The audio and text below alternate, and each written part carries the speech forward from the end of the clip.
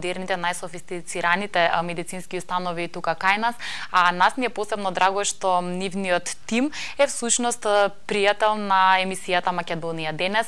Редовно нивни представници, дел од докторите гостуваат во рамки на нашата емисија и ги даваат своите мислења и стручни совети пред се за вас нашите гледачи, бидејќи вие сте тие кои што сакате да слушнете нешто повеќе што е поврзано со вашето здравје. Ќе ги бидат отворени овој пат телефонските линии, ќе можете да се вклучите во рамки на разговорот што следува, да го дадете својот коментар, можеби да споделите некој искуство кое што досега сте го имале или да поставите некое прашање. Темата на која што ќе говориме е третманот на болка, со оглед на тоа што во клиника Жан Митрев функционира центарот каде што се одвива третманот на болка.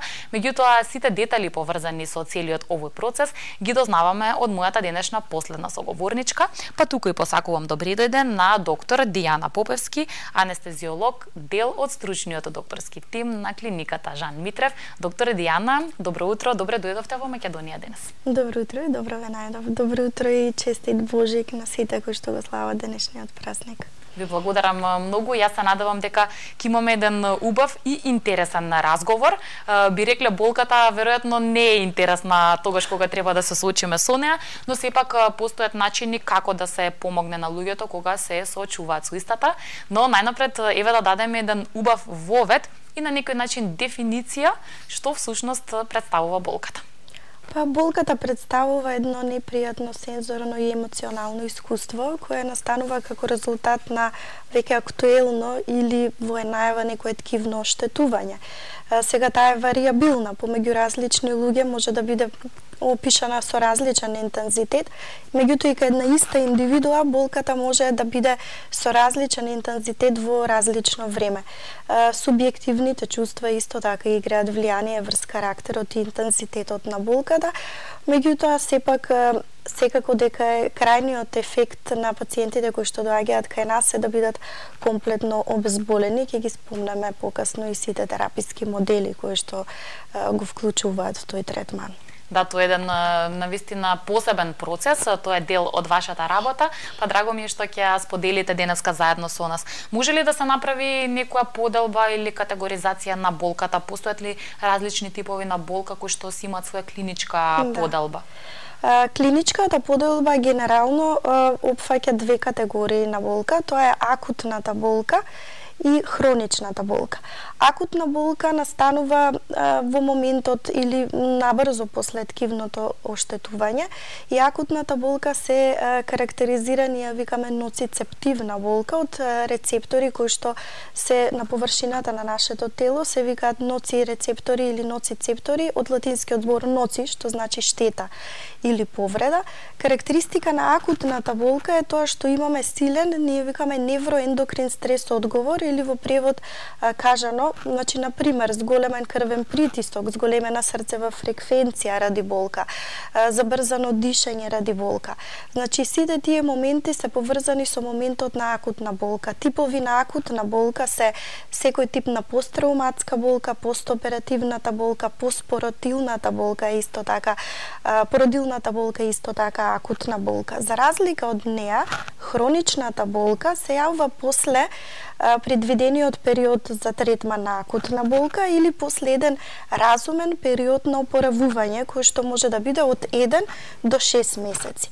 Кај пациенти кои што имаат хронична болка, физиолошките фактори и факторите на надворешната околина исто така влијаат. Значи тоа се обично пациенти кај кои што она што го кажавме за акутната болка, невроендокрин стрес одговор тука е потиснат или комплетно отсуствува. Значи тие пациенти се навикнати да живеат со тој вид на болка. Меѓутоа за разлика од пациентите со акутна болка, кај нив е нарушен квалитетот на животот. Односно тие имаат нарушен сон, имаат афективни промени во однесувањето, така да трпи целокупниот и социјален и психоемоционален живот на пациентот. Хроничните болки се невромускулно-скелетните заболувања, канцерската болка е еден тип на хронична болка, хронични оштетување на висцералните, на внатрешните органи кои што прават таков вид на болка која што може да трае многу време и која што болка во одреден период, во периодите на рехабилитација ќе бара секако и физикален третман. Да, постојат различни типови на болка, но и различни начини на кои што се третира болката. Токму ова е нашата тема во моментов со мојата соговорничка, доктор Дијана, која што ни доаѓа од стручниот тим на Жан Митрев клиниката. Уште еднаш потсетувам дека ги отвораме телефонските линии за вас и ви ги очекуваме вашите јавувања. Можете да го кажете мислењето или да ги поставите своите прашања кои што се поврзани со оваа тема на која што моментално говориме. Знаеме дека постои кај луѓето навистина голем страв од болка. Дел од нас веројатно се соочиле со некој поголем тип на болка, дел од нас можеби не. Меѓутоа вие го спомнавте тој момент, луѓето различно реагираат или тоа го манифестираат. Може ли да се каже од што зависи како ние реагираме или до кој степен можеме да поднесеме болка? Да, прагот за болка е различен кај различни индивидуи, во многу зависи и од психичката состојба на пациентот. Како пример ќе наведам постоперативната болка, тоа е акутна болка која што е со силен интензитет, особено кај нашите пациенти, повеќето кардиохируршки пациенти, затоа што стресот на градниот кош, каде што се сите неврални рецептори, предизвикува не само силно чувство на болка, туку и го нарушува целокупниот невроендокрин стрес одговор кај пациентот. Тие пациенти манифестираат сето она што го кажавме, и повисок крвен притисок, и срцева фреквенција, засилена срцева работа и паника во тие моменти. Многу важен момент, особено во третманот на постоперативната болка, ја спомнуваме неа затоа што тоа е болка на која што вие пациентот претходно не можете да го припремите, ја нема искусено претходно, меѓутоа важна е предоперативната подготовка. Во Жан Митрев клиник работи еден цел тим од стручни лица со предоперативни пациенти кои што ги припремаат за тој стрес кој што ќе им се случи постоперативно на тие болки со кои што ќе треба со тек на времето ние ги копираме со лекарства, меѓутоа и пациентот да се навикне и да научи како да ја препознае и да ја разликува болката. Значи тука се вклучени психолошкиот тим кој што разговара предоперативно со пациентот и прави предоперативна припрема на пациентот, не само на болката, туку и на самиот стрес нарешен операција. Тука работат физиотерапевтите со пациентите кои што ги учат на сите техники на дишење со кои што ќе олеснат мобилноста на градниот кош и ќе ги намалат тие болни сензации кои што пациентот нормално ги има затоа што настанува во текот на операција, да не викаме стернотомија или сечење на градната коска. Тука работиме и ние лекарите кои што им објаснуваме дека болката е составен дел на секој оперативен зафат и дека таа болка ние ќе ја мериме постоперативно, ќе ја градуираме и врз основа на тоа ќе ја третираме. Сега има операции кои што навистина предоперативно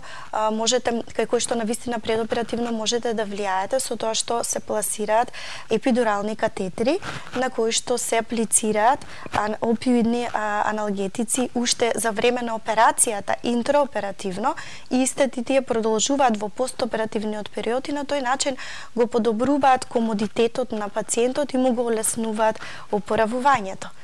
Така да може на повеќе нивоа да се делува за да пациентите бидат спремни за тоа што ќе им се случува. Тоа што предстои, тоа што ги очекува. Да, имаме уште детали поврзани со сето тоа, многу имаме и првиот гледач кој што сака да се вклучи во разговорот, па велам добар ден.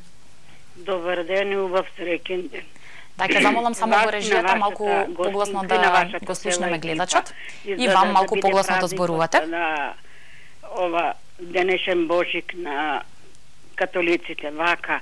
И јас имам едно прашање до вашата гостинка. Мене лекна докторот ми даде еден лек Торевекс, а тука пише за дебелото црево. Дали е тоа опасно или не? Сакам да знам, дури од памет се вадам, а ги пијам. Ве молам да ми одговорите и фала на одговорот. Унапред, пријатно. Добро, ви благодарам што го следите разговорот. Сепак вашето прашање е не поврзано со темата на која што во овој момент говориме, така што немаме во моментот стручно лице кое што може на вистински начин да даде одговор на вашето прашање. Се надевам дека во некој од нашите следни емисии или следни разговори поврзани со здравјето и нарушувањата на здравјето ќе можете да слушнете и одговор конкретно на вакво прашање. Уште еднаш потсетувам, во моментов говориме за болката и начинот на кој што се третира болката, по-конкретно тоа го прават и стручните лица во дел од тимот на клиниката Жан Митрев, а дел од нив е и доктор Дијана Попевски, анестезиолог, која што е моја денешна соговорничка токму на оваа тема. Ќе навлеземе малку повеќе во начинот на кој што се третира болката. Вие споменавте два типови на болка, па претпоставувам дека и третманот нивен се разликува. Може ли пред се да кажеме кои се главните разлики помеѓу третирањето на она што се нарекува хронична или моментална акутна болката? Значи секогаш кога пристапувате кон пациент кој што има болка, првиот чекор е евалуација на пациентот и проценка дали таа болка е од акутен тип или е хронична болка. Акутната болка бара моментален третман и најчесто препорака за мирување на пациентот, додека хроничната болка покрај третманот медикаментозен во одреден период ќе бара и рехабилитациони постапки и подлабоки истражување и до диагностика доколку претходно не е познат карактерот и причината на самата болка. За евалуација на пациенти со болка постојат многу скали и многу прашалници. На интернет ќе најдете безброј скали за градуација на болката. Нашата клиника од пред некое време и GCI акредитирана, значи имаме акредитација за највисока безбедност со работа со пациенти и еден дел од таа акредитација опфаќа и така наречената политика за третман на болка. Ние користиме така наречената Вон Бекер скала или лицева скала за болка, за процена на болка кај пациенти. Со други зборови кажано, медицинскиот персонал или сестрата која што ги води пациентите е должна на секој 4 до 6 часа, а по потреба и почесто да го прашува пациентот и истото тоа да го евидентира во медицинската документација дали пациентот има болка и од каков интензитет е таа болка. Напросто ќе ви кажам дека тие скали се всушност, на пример, скала од 0 до 10. 0 и 1 до 2 значат дека пациентот или нема болка или има некоја лесна болка на која што вие можете да влијаете со одредени физикални вежби или промени на положбата на пациентот, техника на седење, на стоење, на одење, на исправување. Пациентите кои што имаат умерена болка од 3 до 5 на скалата на Вон Бекер се третираат со орални аналгетици, додека пациентите од 5 до 7 покрај оралните може да побараат интравенски нестероидни антиинфламаторни лекови или комбинација со послаб опиоид. Од 8 до 10 на скалата, кога пациентот ви каже, например, имам 10 болка, тоа значи дека таа болка е многу силна, најака, неиздржлива болка, таа тогаш сигурно ќе побара дополнителни истраги, исследувања и интравенска опиоидна аналгезија, која што пак исклучиво треба да се третира во болнички услови и да биде под надзор, затоа што има други несакани можни ефекти по останатите системи. Така да, третманот на болка е комплексен и вклучува повеќе мерки, фармакотераписки, тие веќе ги кажавме, значи со лекови, неколку групи на лекови се важни, циклооксигеназни инхибитори, опиоидите, меѓутоа кај пациенти кои што имаат и невромускулни заболувања, важни се и антидепресиви, антиконвулзиви, невролептици, важни се и кортикостероидите кои може да ги аплицираме не само на уста или перос, туку и интравенски, туку и интраартикуларно кога станува збор за заполени зглобни површини. Има една цела палета од терапија, меѓутоа истата зависи и од природата и патологијата на самиот процес, да. И процес, да. Имаме одново гледач на линија, па тука некаде ќе направиме пауза со разговорот и ќе му дадеме предност. Добар ден. Добар ден. Ве слушаме, голем поздрав до вас и повелете со своето прашање. Ја сум докторката. Ја имам летоска направена операција на десниот колк. После 2,5 месеци ми попушти и левиот колк. И сега еве 4 месеци имам болки и дење и ноќе. Неизбежна операција, ама не може да се направи пошто е краток рокот. Што да земам јас за да ја смалам болките, да ги смалам, пошто не ми престануваат ни дење ни ноќе. Пием секакви лекови, ама ништо не ми помага. Добро, ви благодариме многу за тоа што ја следите нашата емисија и што се вклучивте во разговорот.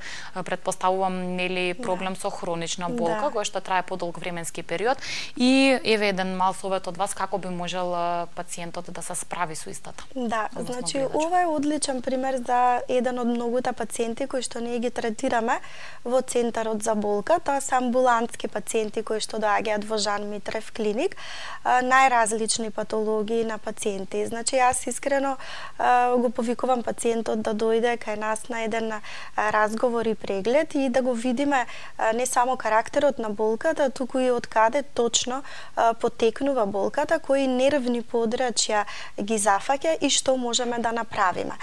Доколку постои можност, може да поставиме блокада, која што се става може на 3 до 5 дена, зависи од пациент до пациент, и да имаат во тој период пациентите се обезболени и имаат подобар квалитет на живот. Во најмала рака ќе им биде аплицирана интравенска терапија со која што и ќе добијат сигурно препорака за орални аналгетици. Верувам дека во некој си период се додека оперативно да се реши проблемот, дека тоа ќе овозможи подобар квалитет на живот.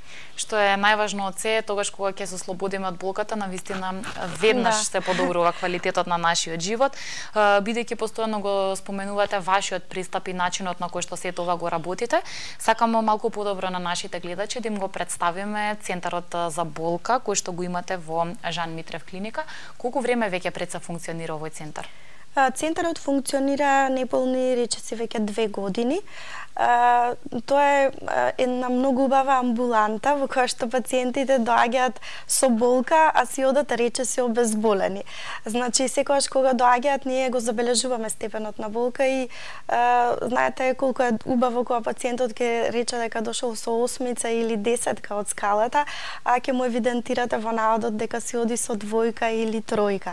Значи, се третираат сите видови на болка кои што може да бидат третирани амбулантски, од пласирање на, како што веќе кажавме, паравертебрални и другите блокови за обезболување на невромускулните болки, до интравенска апликација на аналгетици и препорака за домашна терапија. Тука работиме во склопи со нашите физиотерапевти, па се вклучени и одредени вежби на физикална терапија, препораки за физикална терапија, не знаме, електростимулации, третман со топло или третман со ладно, акупунктура, кинезитерапија, значи сите тие модалитети кои што треба да ги содржи еден модерен центар за болка ги има кај нас.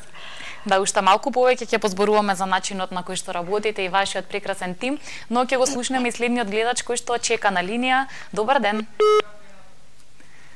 Дали си уште тука гледачот или сепак не се исклучи? Добро, остануваат отворени телефонските линии, имаме уште неколку минутки до крај на овој наш разговор, така што ќе бидат отворени понатаму да се вклучите и да ги поставите своите прашања.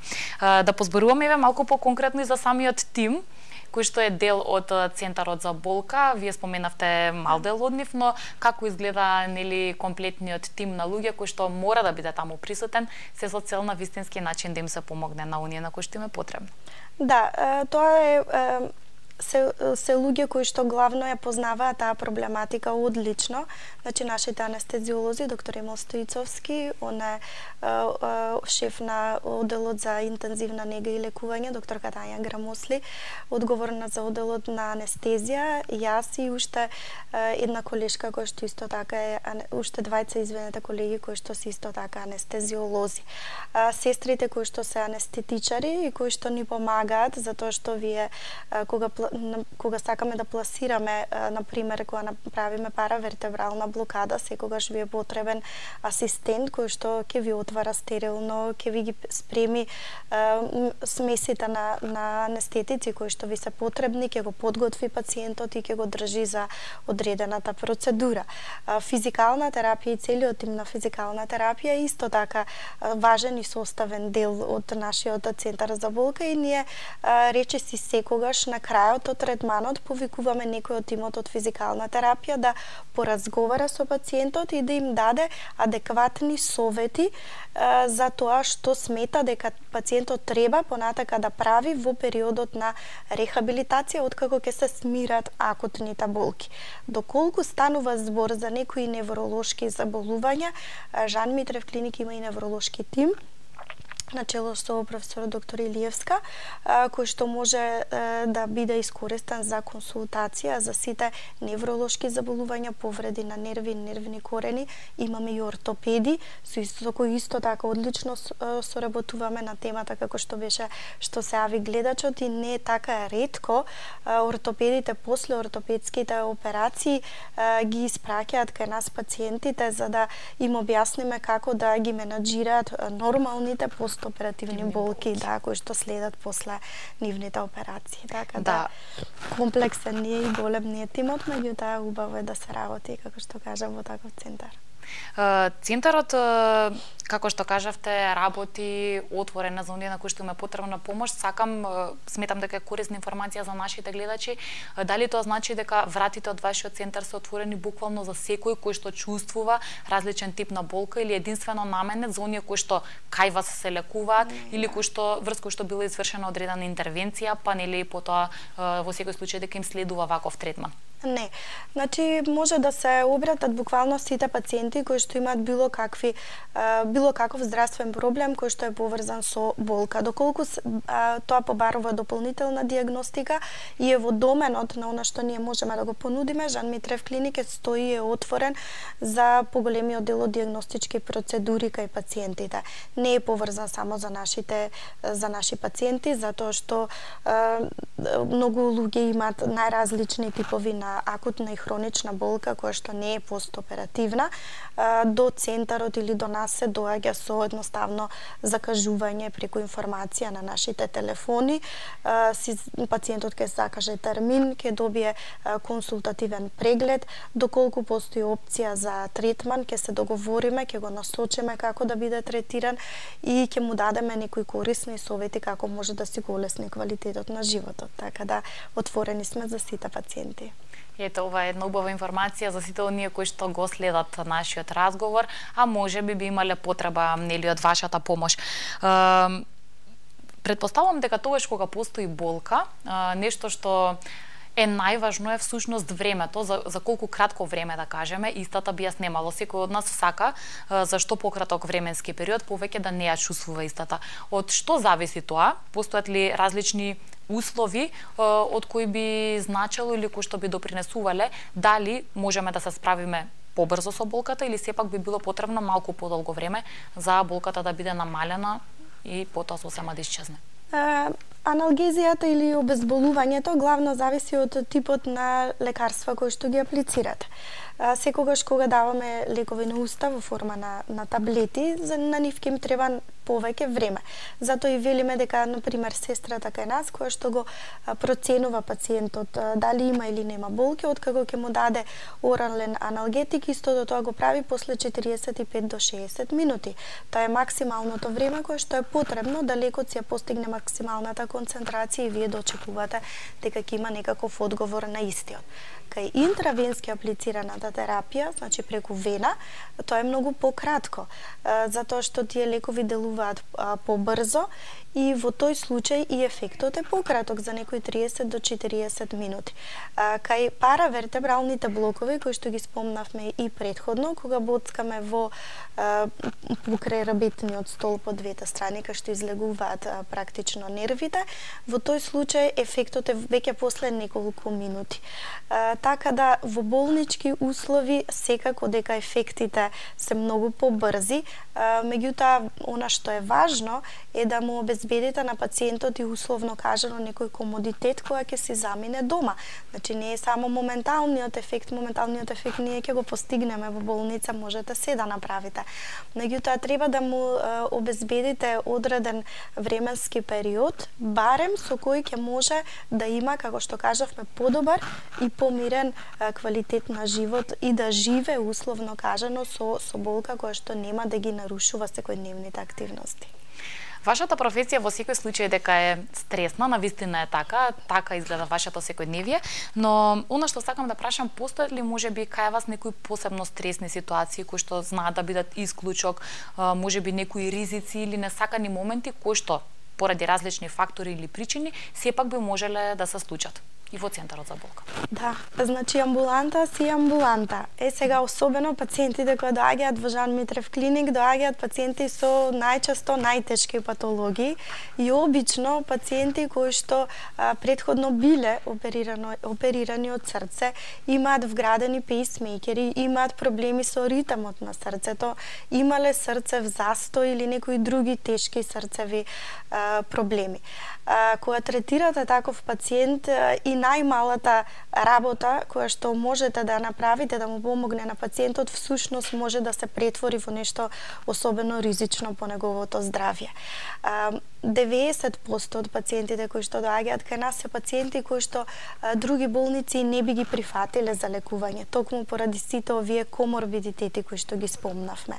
А тие се истите тие луѓе кои што покрај операцијата на срце и пейсмейкер, на пример, имаат и дископатија и живеат во грч со таа болка со години, од една страна. Од друга страна, се неприфатливи за неврохирургија за операција поради високиот интраоперативен ризик ради срцето.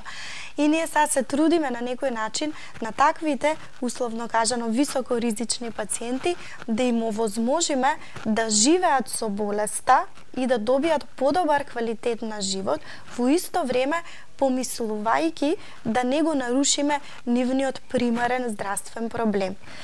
Меѓутоа, тоа е возможно и затоа што сме тим кој што не само Центар за болка, анестезиолози, физиотерапевти, туку вклучува и се разбира и кардиологија, и кардиохирургија, како што кажав и други дејности и специјалности, па секогаш постои опција пациентот да биде и додиагностициран и да добие предлог за дополнителна терапија и на крајот на криштата, доколку и се случи нешто, тоа е во болница во која што може да му се помогне.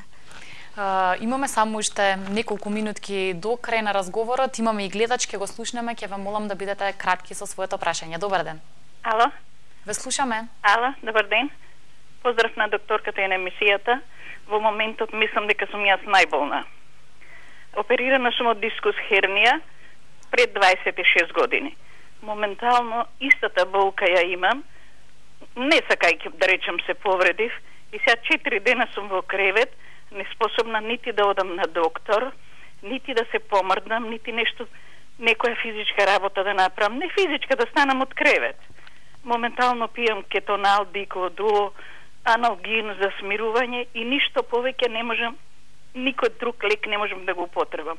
А четврти ден сум во кревет, исправена, ни лево ни десно. Кажете ми, ве молам, што да направам? Добро, ви благодарам многу што го следите нашиот разговор. Искрено се надевам дека ќе се подобри вашата ситуација.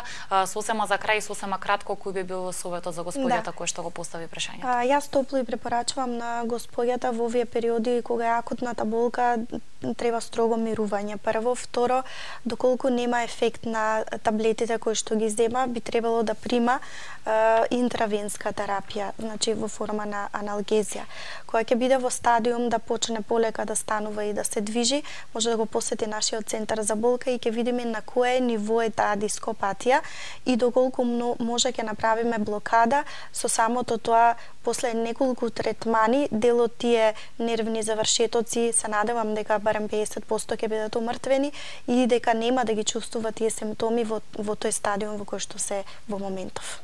Да, како што реков, се надевам дека господјата ќе биде подобро во иднина, дека еве, барем со помош на стружните лица може да се чувствува подобро и да се ослободи од болката. А вам ви благодарам што денеска бевте дел од Македонија денес. За на нашите гледачи малку подобро да им ја објасниме вашата работа и начинот на кој што функционира Центарот за болка во клиника Жан Митрев. Поздрав до целиот ваш тим и одново се гледаме со ваш представник во некој од следните изданија на Македонија денес. Јас ви благодарам на поканата на сите гледачи, им ги честитам пред стојните новогодишни и божекини празници и се надевам дека и во следната година ќе имаме вака убава соработка како до сега. Ви благодарам од срце. Беше тоа доктор Дијана Попевски, анестезиолог, дел од стручниот тим на нашите пријатели од клиниката Жан Митрев. Пред и целосно да го заокружиме денешното издание на Македонија денес, секогаш пред крајот тука се и спортските вести. Што е актуелно, што е интересно во спортот во Македонија, а и надвор од нашите граници, дознаваме преку спортските вести кои што ќе ги проследите, се извинувам, во продолжение. Македонската ракометна селекција денеска ќе го има официјалниот собир во пресрет на Европското во Хрватска. Би требало да се појават 19 вкупно 21 ракометар кои беа наскратени од список на Раул Гонзалек, со исклучок на Миркуловски и Талески, но и на самиот селектор кој ќе дојде во вторник, бидејќи денеска има оправдано Божик на отсуство. Талески и Миркуловски играат надпревари утре, па планот е да дојдат в четврток. Отогаш практично ќе почне и суштинското обликување на нашата игра, па и процесот на селекција. Низ тренинзите и пријателските надпревари со Саудиска Арабија и со Србија, Раул ќе мора да ги стеснува опциите и полека да ги дефинира оние 16 кои ќе играат барем на првиот меч со Словенија на 13 јануари. Од ова првенство ЕХФ понуди мало олеснување во овој правец, па репрезентациите ќе смеат да направат не 3 како досега, туку максимум 6 замени во текот на целиот шампионат. Слободни денови на репрезентацијата ќе бидат 31 декември и 1 јануари, а би требало да се паузира и на 6 и на 7 јануари. Поаѓањето за Хрватска е на 10, покрај Словенија во групната фаза, не очекува натпревар со Црнагора на 15, а 2 дена подоцна и со Германија. Денеска ќе се одигра за останатиот надпревар од 10-тото коло меѓу МЗЦ Скопје и Охрид, по кој ќе се заокружи сезоната во домашното најсилно кошаркарско надпреварување за оваа година. Со овој дуел ќе се добие и конечниот изглед на табелата за 2017-та. Тоа што е сигурно и ќе остане недопрено се првите 4 места. Работничкиот лидер со максимални 11 победи или 22 бода. Блокотек на одлично го следи со само 1 пораз сезонова, а по 2 имаат Куманово и Гостивар. МЗТ Скопје има 3 порази до сега и моментално е 7, но со оглед на фаворитската улога вечерва против Охрид, би требало да ја заврши 2017 на 5-та позиција. Надпреварот во Јане Сандански се игра од 18 часот. Како што се наближува крајот на годината, голем дел од првенствата веќе ја почнаа зимската пауза, па така и дел од нашите фудбалски интернационалци веќе се на заслужен одмор, но сепак од оние што имаа настап викендов вреди да се извојат погодоците на Адис Јаховиќ и Александар Трајковски. Јаховиќ одигра 90 минути за Гестепе и го постигна единствениот погодок во поразот од Галатасарај 3-1. Ова беше 14-ти гол за Јаховиќ во 17 надпревари и 2017-та ќе ја заврши како најдобар стрелец заедно со Гомис од Галатасарај и Хилмас од Трабзонспор. Во отсуство на Илија Несторовски, Александар Трајковски беше прецизен за реми на Палермо против Чезена 1-1. Ова е трет погодок на Трајковски во 12 одиграни надпревари сезонава. Најдобар стрелец останува Несторовски во Палермо со 10 погодоци. Тимот од Сицилија е на врвот во серија Б со 36 бода, 2 повеќе од Форсинјоне. Како секоја така и оваа година, престижниот Голком ги одреди најголемите разочарувања во првиот дел од сезоната во Премиер лигата. За голман што најмногу потврли сезонава именуван Джон Харт од Вестхем. Потоа во одбраната се Вилијамс од Евертон, Линделов Манчестер Юнајтед, Суареш Саутемптон и Роуз Тотенхем. Во средниот ред се вброени Шелви Њукасл, Санчес Свонси, Бакајоко Челси и Михтаријан Манчестер Юнајтед. И напаѓачи според Голком, кои најмногу разочарале по 19 одиграни надпревари во Премиер лигата, се Алекси Санчес од Арсенал и Кристијан Бентеке од Кристал Палас. Тимот е составен на основа на квалитетот на фудбалерите и очекувањата што јавноста онив ги имала во пресред на стартот на сезоната.